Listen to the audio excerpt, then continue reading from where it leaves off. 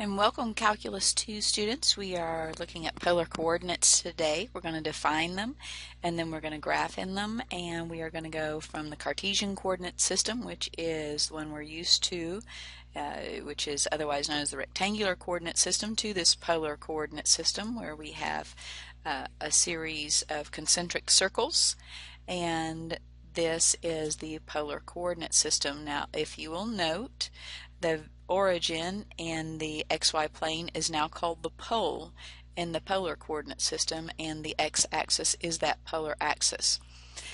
In the polar coordinate system you have an r, which will be the magnitude of that line or the distance of that line, and then you have a theta, and the theta is the angle from that polar axis.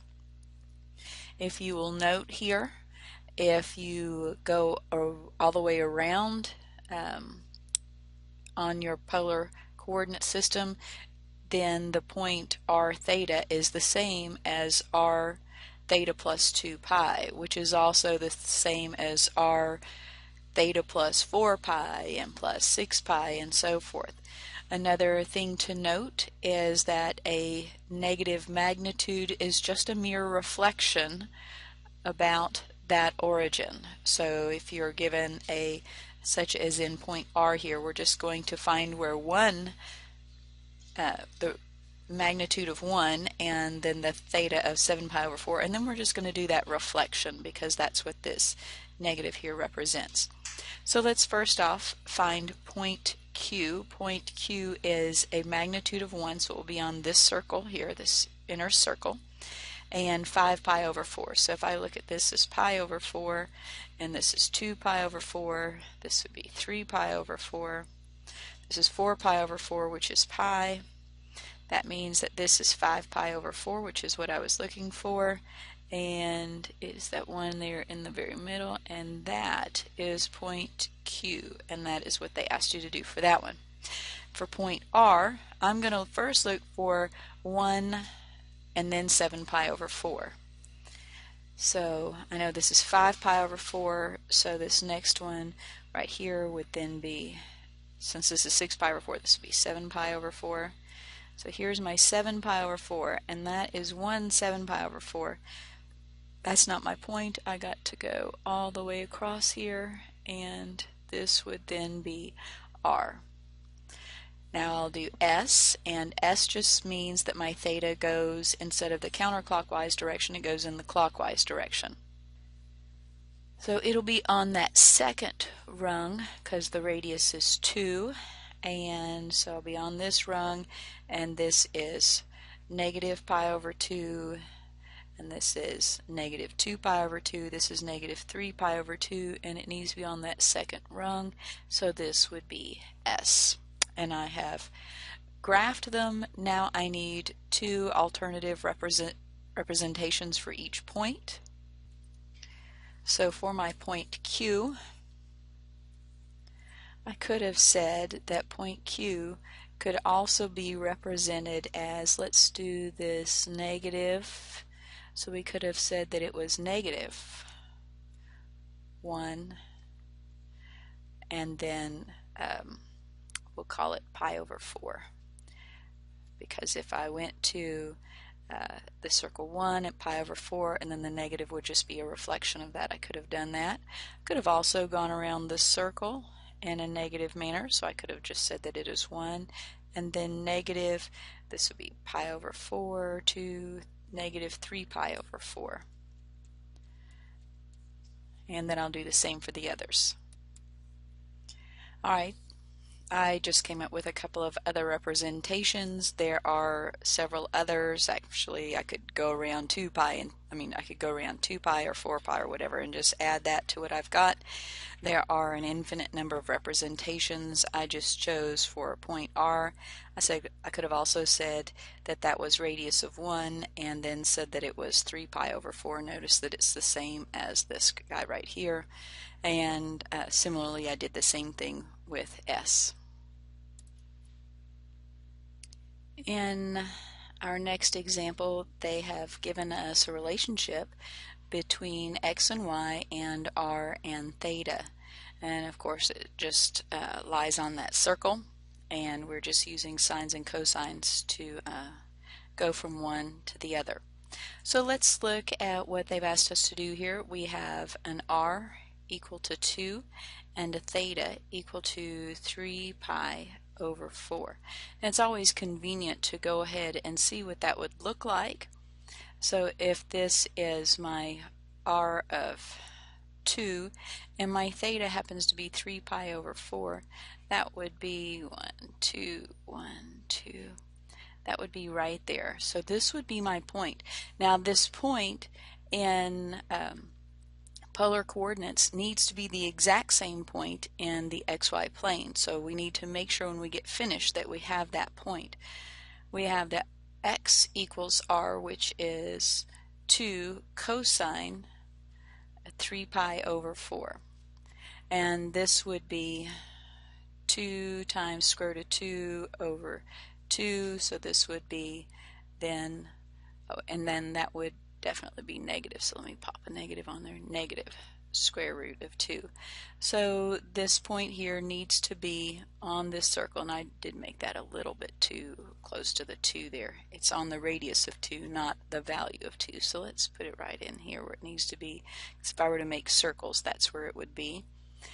And then the y value would then be 2 sine of 3 pi over 4, and very similar to this one except for without the negative, so this would be just square root of 2, and I do see that that point looks like it could be it. My next one, my x is equal to 1 and my y is equal to negative 1, so that point is x is 1, y is negative, is right there on my xy coordinate system, so it needs to be the same place in the polar coordinate system. My r squared would be equal to 1 squared plus negative 1 quantity squared, so r squared would then be equal to 2, or r is then equal to square root of 2. And then for my theta value, tangent theta is equal to y over x, that's negative 1 over 1. So this is equal to a negative 1. I need to make sure that I get in the right quadrant. I could have expressed this as, so that it's in quadrant 4, and I know it's going to be one of the pi over 4s. So I can express this as the point square root of 2, comma, negative pi over 4. I could have said that it was 7 pi over 4. Let's go ahead and write this one down. This is negative square root of 2, comma, square root of 2. And I have done what they've asked me to. In our next example, we're given a polar equation, and we are to convert it to a Cartesian coordinate equation. This means I want it in terms of x and y. So I look up here at the top and I go, okay guys, how is it that I can make this look like both x's and y's? And I see that it'd be nice if I had this in r squared. So I'm just going to multiply both sides by r. And what I get is r squared, which would be x squared plus y squared, equal to, and if you'll notice, r sine theta happens to be y. So this would equal 6y. Now, I have now written it in terms of x's and y's, which is really cool, but I'd like to know what this graph is. I note that x squared plus y squared is going to be some form of a circle, so what I will do is do x squared plus y squared minus 6y. I'll then complete the square, so this is going to equal 0. If I complete the square, what I'm going to need to do is add 9 and subtract 9 to both sides. If you'll remember back, I cut this in half and then square it. So I'll add 9 and subtract 9 to both sides. Well, I'll just do it here, and then I'll just do it there, and then I'll move this 9 to the other side. That way I get x squared plus, and then that would be y minus 3 quantity squared equals 9, and this would give me a circle of radius 3, centered at 0, comma 3. Alright, and that would be the graph.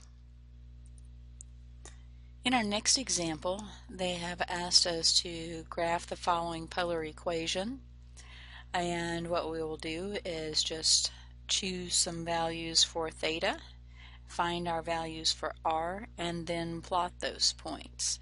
Their procedure for this is just to tell us to graph this as if r and theta were Cartesian coordinates on the with theta on the horizontal axis and r on the vertical axis, and see what this would look like from there. So just take note of where each of these points is as it's going around the circle. When theta is 0, we have a 1. When theta is pi over 6, which is about in here somewhere, you're going to have 3 halves. And then when theta is pi over 2, you're going to have 2. And at 5 pi over 6, you're then going to have your 3 halves again, and which is still above the x-axis and a positive y value. And then when theta is pi, then your r is the value of 1, and you're just watching it as it goes around the circle. Alright, in our next example we are going to use the Cartesian to polar method to graph 1 plus sine theta as in example 4. So if you'll note, in this example you are plotting, instead you're plotting your r and theta as if they were x and y coordinates, and you're watching it make that wave along the Cartesian coordinate system. We can notice our symmetry in our polar coordinate system. This is symmetry about the x. It is just a reflection about that x-axis. Notice that symmetry about the y is also a reflection about that y-axis, and symmetry about the origin is a reflection about that y equal x, or that same line that we had in our xy coordinate system. In this case, it is when my r is negative, and we have that reflection about that. And very similar type of algebraic ways to prove symmetry. In graphing example 6, you would do just as you've done before. You plot a bunch of points, and then you see what this looks like on this r theta axis, and then you replot on an xy coordinate system using your thetas, and this would end up being your polar curve. This is called a four-leaf rose. In example 6, what we were to do is to graph the following polar equation. Now we can get a table of values and plot it in both these two formats. We can also use our calculator. We want to be able to do that as well.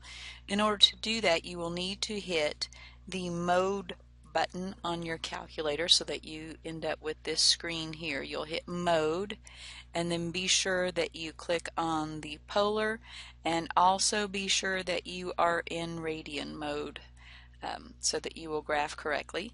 When you do this, you'll notice that you now, when you hit y equals to graph something, you have an r equals instead of x or y, and then you will end up with a graph that looks something like this, and then you could adjust your window to get a prettier picture. You can also get a table of values from this as well. So note here, I've gotten a table of values. Now I did adjust my table set so that my thetas would be in pi over 4s. I would probably, if I was really going to graph this, I would probably use pi over 6s or pi over 8s so that I could have something smaller and could have a little better something to follow from. But definitely use your calculator on these. In our next example, they want me to graph the following polar equation. I can get a table of values by plugging in various values for theta, finding r. I also plugged it into my calculator, but now when I take the square root of both sides, I need to remember that there is a positive and negative case, so I plug both of those in to my R. Notice my calculator doesn't give me quite as pretty a graph as it kind of misleads me a little bit. These parts of the circle actually come down like this, so do note that your calculator may lie to you a little bit here. You just have to be smarter than the calculator. And here is the textbook's beautiful graph, and they have a little better software than our TI-84s. In our last example, we are graphing the following polar equation. Here's my calculator doing a beautiful job of graphing this. You can always look at your table of values. Here is the textbook picture of the graph of that equation. And it is just a matter of plotting a bunch of points and then putting them on your axis and on your coordinate system. Now, in this next example, it's very important to note that you're not always going to get the whole picture. Just because your calculator gave it to me or gave it to you doesn't necessarily mean that it gave you the whole picture. So let's look at one that's kind of a strange one here. If I ask my calculator to graph r cosine 2 theta over 5, notice I get an incomplete picture. I get basically part of this circle that does this little, part of this circle that does this little part right here. And that's actually this part right there. Okay, so I get that part right there and I don't get the whole picture.